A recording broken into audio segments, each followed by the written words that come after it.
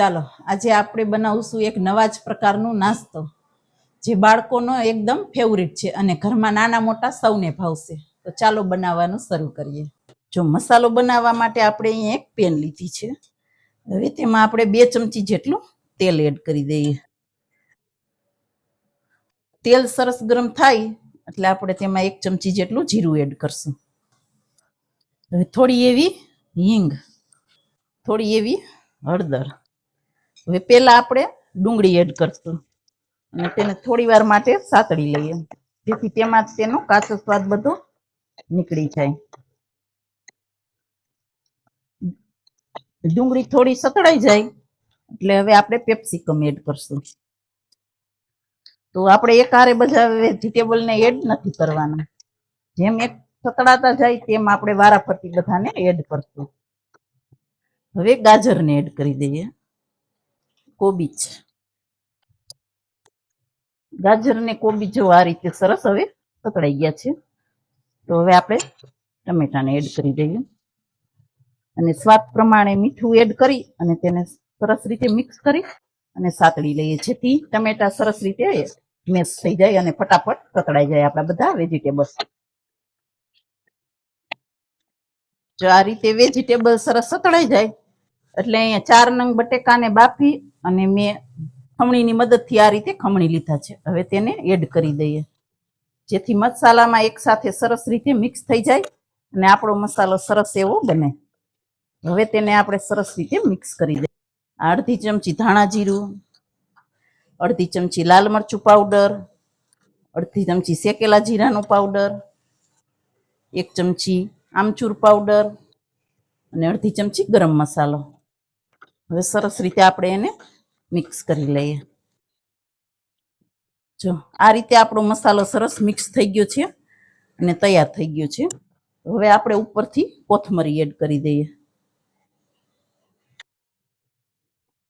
આ રીતે સરસ મિક્સ કરી અને જો કેવો સરસ બન્યો છે ને.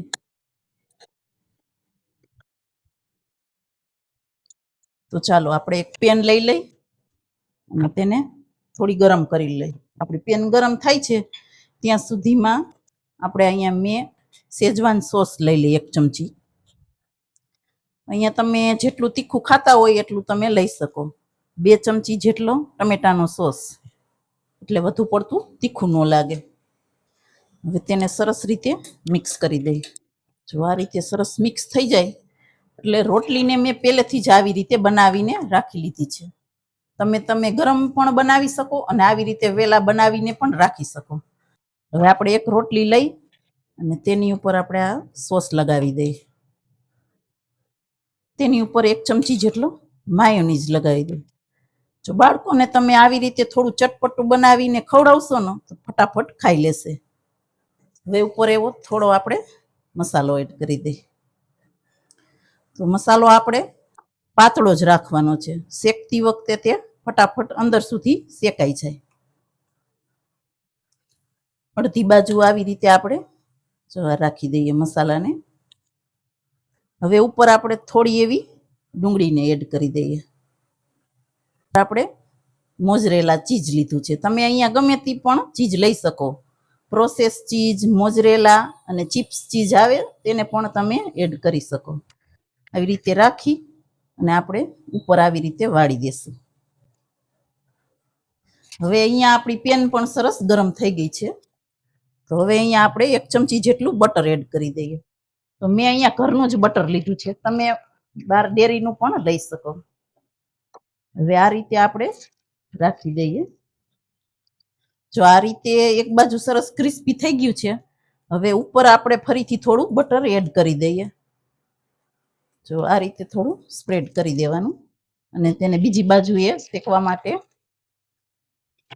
પલટાવી લઈએ અને બંને બાજુએથી જો આવી રીતે બંને બાજુએથી સરસ ક્રિસ્પી થઈ ગઈ. હવે આપણે તેને એક પ્લેટમાં કાઢી લઈએ. તો હવે આપણે તેને ગરમા ગરમ સર્વ કરી લઈએ. તો તૈયાર છે આપણા ચીઝી અને ક્રીમી એવા ટાકોસ. તો આ રેસીપી તમે એકવાર જરૂરથી ટ્રાય કરજો અને બાળકોને તો ખાવાની એવી મજા આવશે.